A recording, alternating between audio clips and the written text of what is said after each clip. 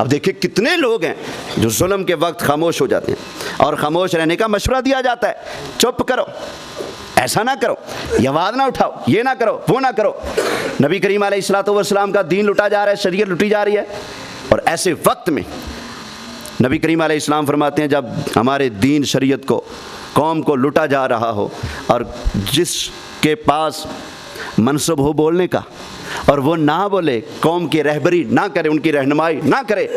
اللہ کے محبوب علیہ السلام نے ایسے مبلغ کے بارے میں ارشاد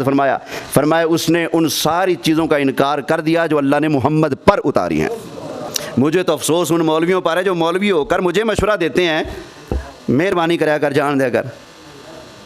بھائی کافر کو کافر نہ کہو، یزید کو یزید نہ کہو، ظالم کو ظالم نہ کہو، فاسق کو فاسق نہ کہو۔ یہ تو ان کا کام تھا جن پر اللہ نے قرآن میں لعنتیں اتاری ہیں۔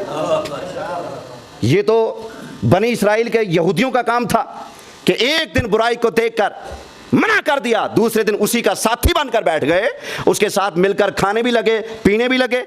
تعلق رشتہ داریاں بھی نبھانے لگے۔ نبی پاک علیہ السلام نے ان کا ذکر کر کے قرآن سنایا صحابہ کو، فرمایا ان ظالموں پر اللہ نے قرآن میں اپنے نبیوں کی مبارک زبان سے ان ظالموں پر لعنت فرمائی ہے۔ تو مجھے تعجب ہے جو بیچارے خود گونگے بن کر